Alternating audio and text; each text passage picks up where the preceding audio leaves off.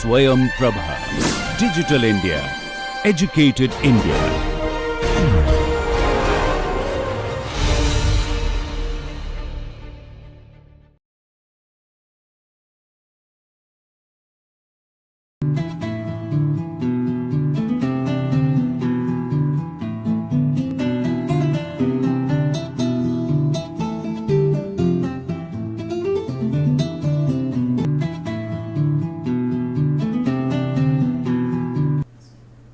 Hello friends, so welcome back to the course on employment communication. Today we will be doing lecture 8 and this is a new topic called intercultural communication. We will introduce you to intercultural communication in lecture 8. So I have divided this introductory lecture on intercultural communication in two parts. The words on the slide there look similar and they are meant to be such. The first part is communicating interculturally and the second part is cross-cultural communication. So I think the only difference is inter and cross, and I don't think we have much objection to using these terms inter and cross. So basically I will be building your foundations on intercultural communication in this lecture 8. So why this topic? This topic because of two reasons, mainly the global marketplace. The globe has become a village and people from different cultures are working all over the world wherever they are able to get job and working through. And the second aspect is, go to any office today, let us say in India itself, in a metro town or in a small town or Mofussil town, and you will find that there are people from different cultures working together.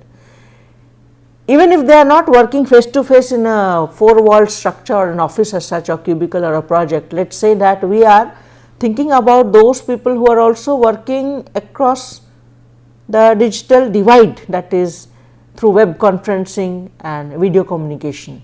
These are people of different cultures. So multicultural workforce and global marketplace these are the two reasons why we need to be interculturally updated. So there is this idea of intercultural sensitivity, and we will be telling in greater depth on these three terms on the slide here: culture, subculture and ethnocentrism. But as of now, culture is the central term here.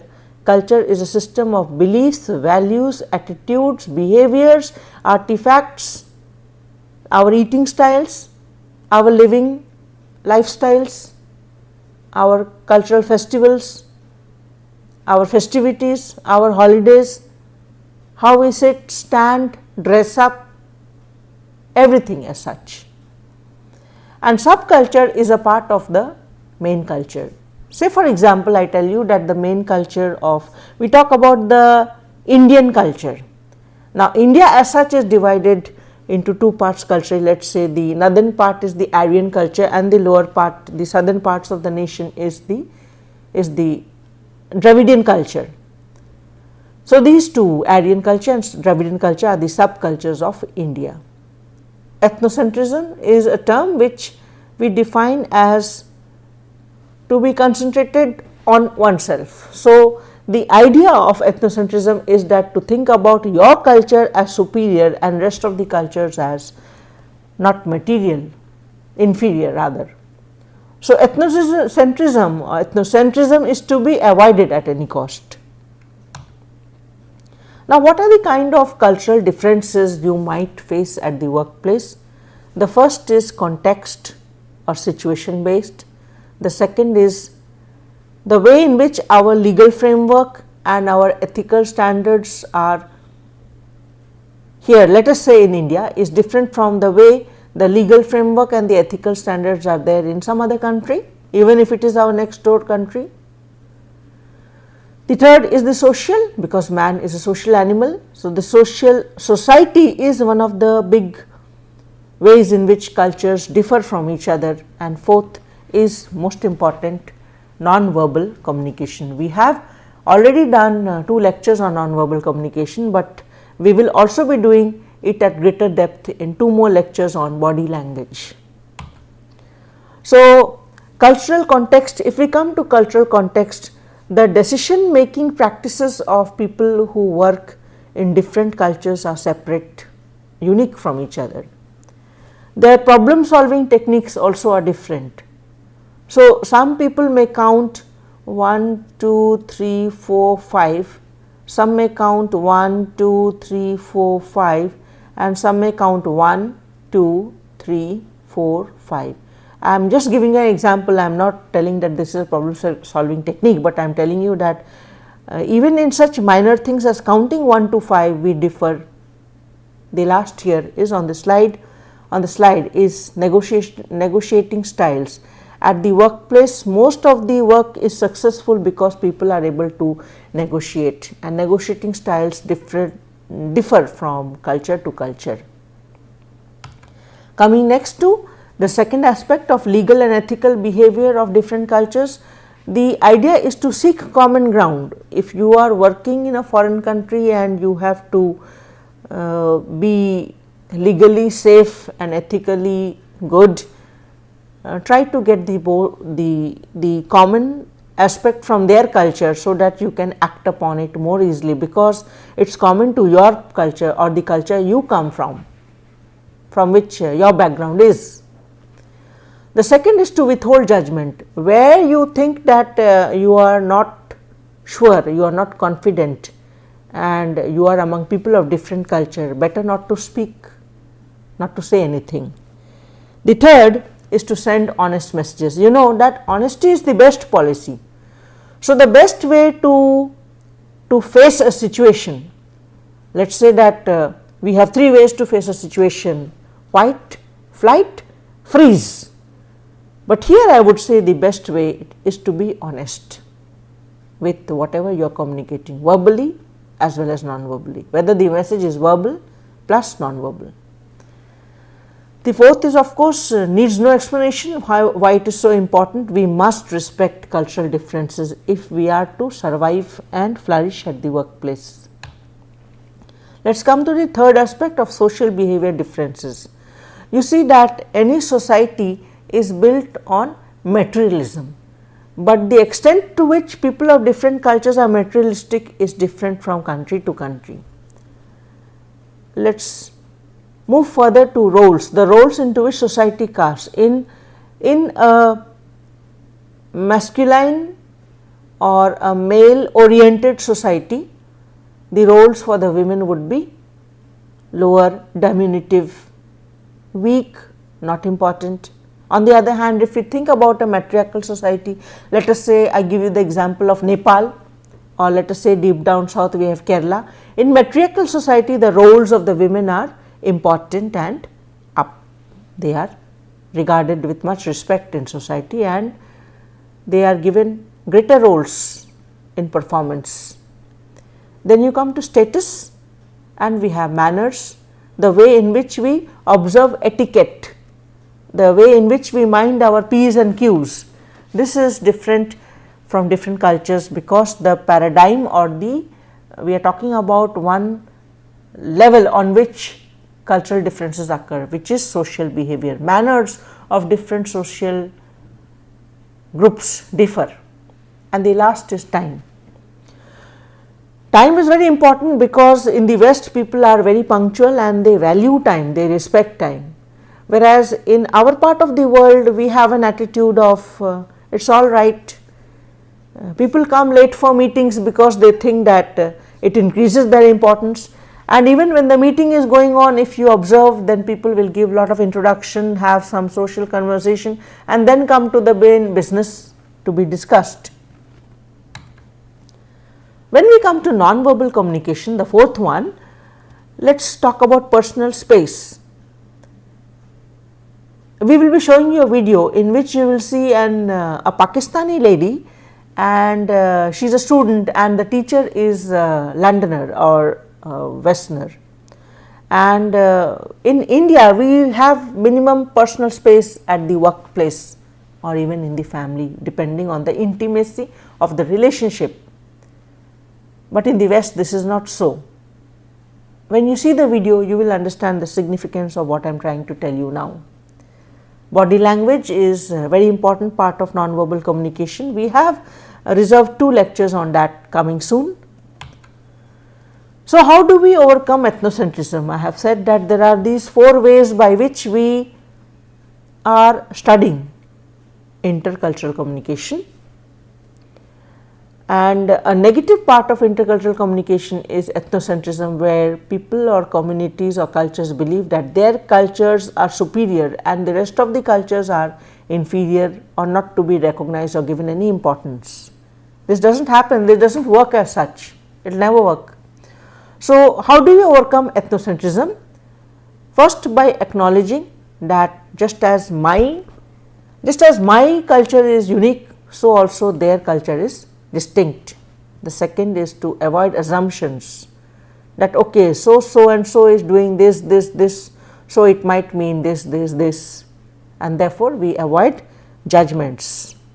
Now, it is a time, as you see in this slide, it is a time when most students would like to work abroad.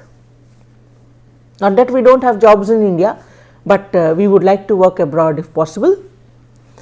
So, this is for those who are attempting to work abroad. The first of the 7 advices for those who are planning to work abroad is, the first is to assume differences, to acknowledge distinctions. The second, to take responsibility for your culture and where you come from and yourself as such. The third, it has already been said, to withhold judgment. Where you think the area is grey, where you think it is not safe or correct or right or ethical to say something. Number 4 is show respect to all cultures other than yours. Number 5, very important, empathize. Empathy is a higher form of sympathy. So, we are requesting you to develop empathy. And the last on this slide is to tolerate ambiguity, because just like non-verbal communication, intercultural communication is ambiguous. So, we have to accept it and tolerate it as part and parcel of life. We continue. It is imperative that you learn to look beyond the superficial. Do not look at the upper meanings or whatever appears to the eyes or appears to the mind at first glance. Be patient, be persistent. In what sense? Be persistent to increase your knowledge of cultural variations and differences where you are working, and admit cultural biases. If I am an Indian and if I say or speak biased towards India, I must be able to admit that I am speaking or working or saying such because I am an Indian and I am therefore pro-Indian. And the last is to remain flexible. We move further. If you are going to work abroad, the next 5 advices would be, to begin with, to look for common ground where you have cultural mingling, I would say. Not to look for uncommon areas on which you can quarrel or fight or debate or whatever, or which could lead to interference or loss of working hours, loss of precious time in the workplace. So, verbally as well as non-verbally, you must send very clear, brief, precise, exact messages, and do not think about the culture in which you are working. Think about the individual with whom you are working. There would be nothing more important than saying that it is you who are the best judge to decide when to be direct, but therefore advices mostly be indirect, because sometimes directness might cause tension and inflict more harm at the workplace relationships. The last one is to test your understanding of cultural awareness, to be culturally upgraded, to know about other cultures. ESL on this slide is English as a second language. For most of us who are going to be working abroad, English is not the mother tongue, except for those who are from the Anglo-Indian community. Other than that, we have, most of us would have English as the second language, and this in itself creates many communication barriers at the workplace. The first is that we have to be aware of English slang and idioms. Number two, what we generally teach in the language lab in English courses is accent and pronunciation. Accent is stress and pronunciation is the correct utterance of the word with the right stress at the right place on the right syllable. So, accents and pronunciation are important of English as such. Vocal variations, because all the sound, the way we are speaking, oral communication is coming through our vocal cords, therefore, the voice quality or the vocal level of different people would be different. It is important to recognize these variations, then we can be free of this barrier of vocal variations. And lastly is communication styles. Each human being is unique and everybody has his or her own special way of communicating or special communication styles, and of this we need to be careful of. Then the idea that if you are working abroad you have to pick up on a foreign language itself creates barriers in intercultural communication. The first is, of course, you must learn the language of the country where you are going to work, and if it takes time and at the workplace things have to be done, you must be able to get intermediaries or translators who will help you on the spot. And the third is you can offer training in English. Then we come to written communication apart from oral communication, which we have slightly covered. These are some 8 points here and I will not go in detail, these are all easy to understand. When we come to oral communication, the first point here to be remembered is to minimize noise. If we go back to, I think, lecture 4 or 3, where noise is the communication barrier or the aspect which creates resistance in communication. So, when we speak, we must work on minimizing noise or communication hiccups as such. We become better communicators if we are able to get feedback from others. We speak slowly so that since we are speaking English as a second language, others can understand us, isn't it? And the fourth point here is to clarify or to make clear your intention in saying whatever you are saying. The next point here is do not look down upon, do not be pejorative or treating the others in a condescending manner. Do not talk down to others at the workplace, I mean those who belong to other cultures. And the last is to be specific or exact. We continue further. Since you will be working abroad, learn foreign phrases of daily parlance, of daily requirement. For example, where is this bus going to, where is the train going to, where can I get bread or butter, or when is the tea time, when is the break time, when is the movie show starting, so on and so forth, so that you can survive. Be careful while listening, because I think listening leads to great learning. The third point here is to adapt your style. Your communication style might have been like an Indian, but once you go abroad and you are going to work there for a long time, have some minor changes included in your communication styles. Fourth, I think we need to paraphrase whatever we have heard, or we are not clear with what we have understood. There is a need to paraphrase so that you check your understanding of what is being said. Think about the next step, and most important, last but not the least, I would say, take care of your body language. As we have already said in the lectures on non-verbal communication, verbal communication can be controlled and checked, but non-verbal communication, or in a larger aspect, in the most important aspect, the body language is also going to be a series of 2 lectures soon. Body language is something which cannot be hidden.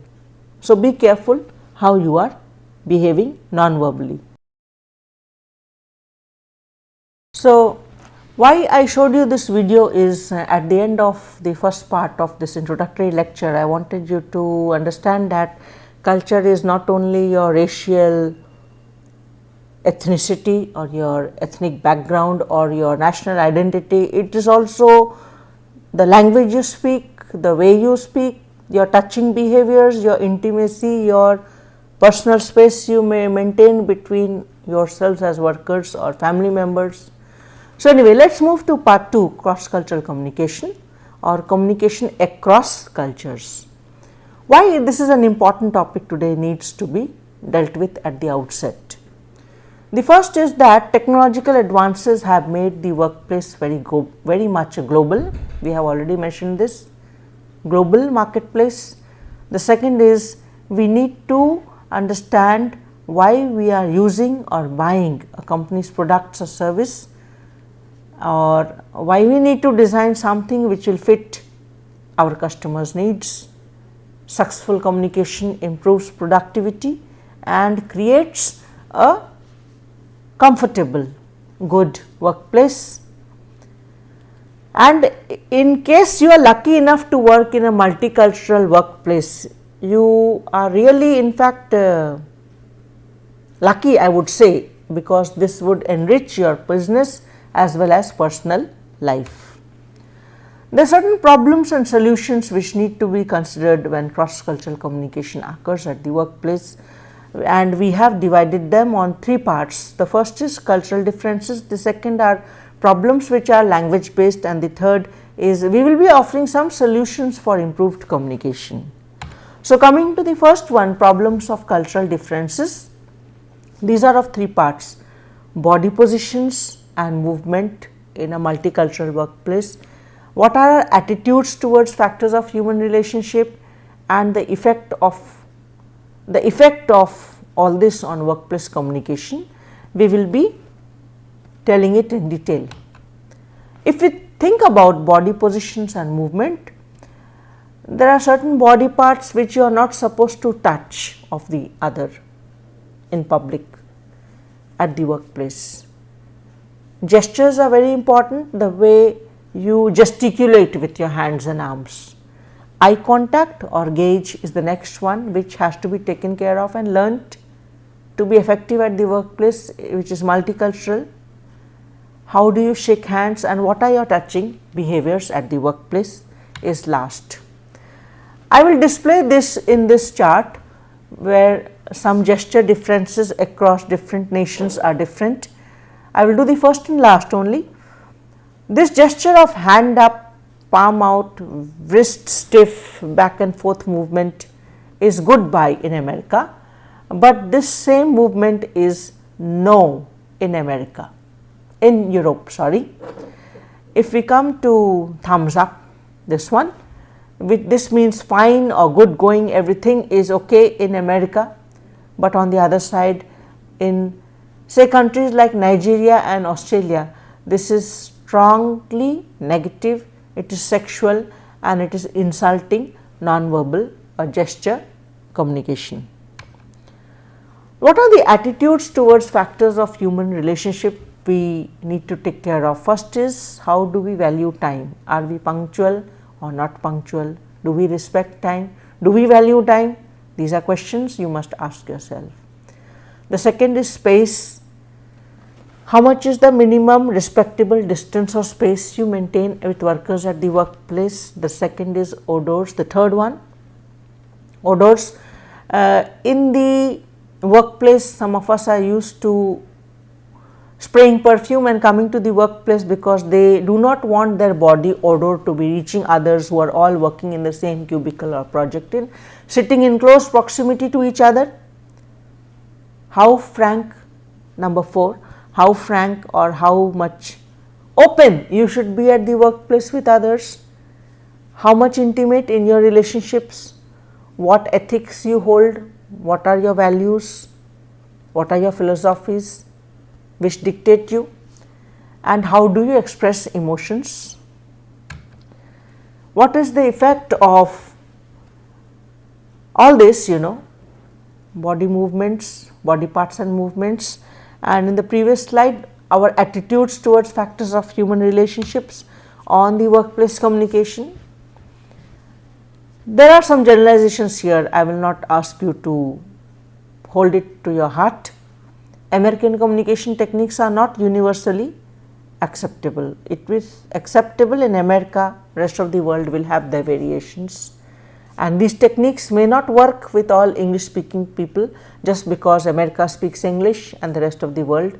Many countries in the rest of the world, US, Canada, Australia, New Zealand and United Kingdom, all of them are English speaking, but their communication techniques will be different from the American communication techniques, even if the language is one, which is English. So, such kind of problems, whether it is communication techniques or whatever, can be overcome by learning about other cultures. Let us say we begin with language, because language has been defined as a means of communication. The first thing we remember to in fact most important is lack of language equivalency. Our language will not have the exact language equivalent of some other language, it is very difficult.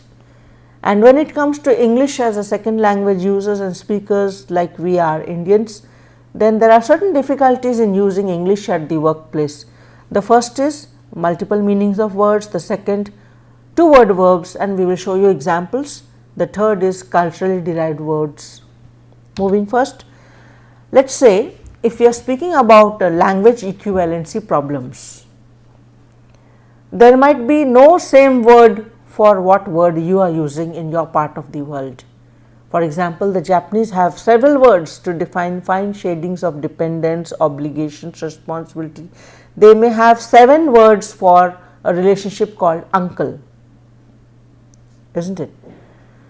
Next, sometimes there is no need for word. For example, the Eskimos or the people who have the language Inuit, INUIT, have in the Inuit language INUIT, there are many words for snows because they stay in snow throughout the year, maybe 10 months, 12 months, and they have many types of snow, for example, flaky snow, soft snow, hard snow, rocky snow.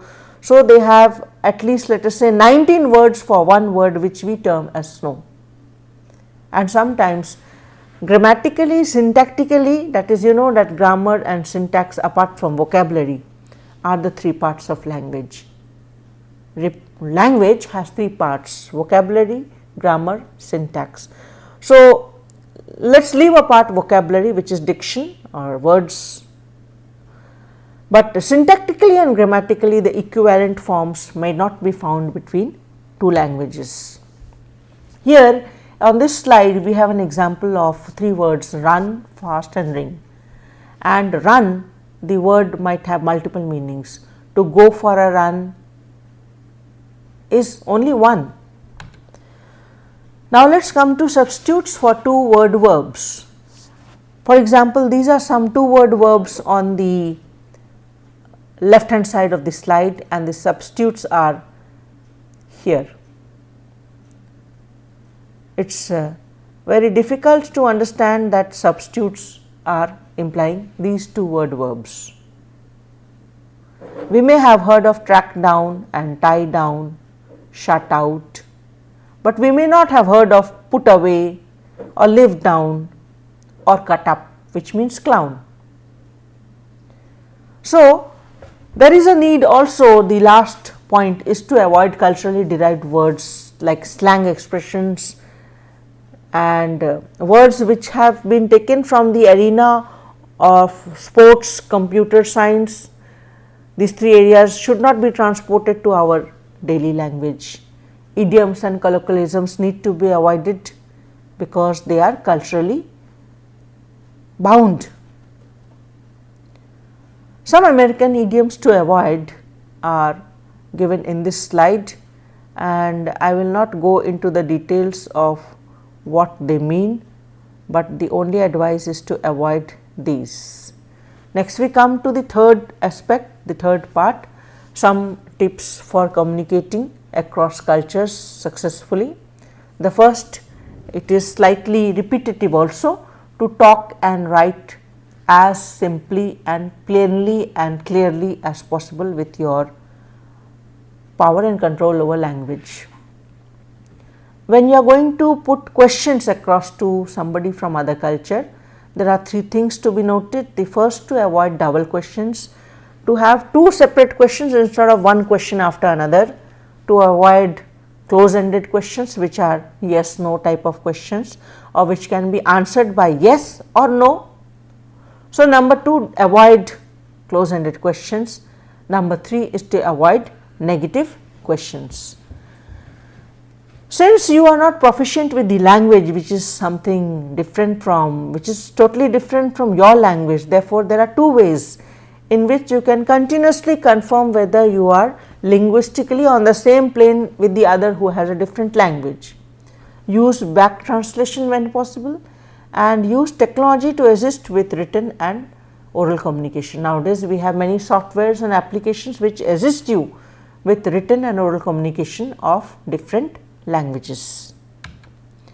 Here on this slide, I am just advising you that in case you are going to go abroad for work, you can surf across such websites and learn foreign languages in short time. First is to select a language you speak and then try to learn it online. Online learning or self learning is the shortest way to pick up a language before you reach abroad to your workplace.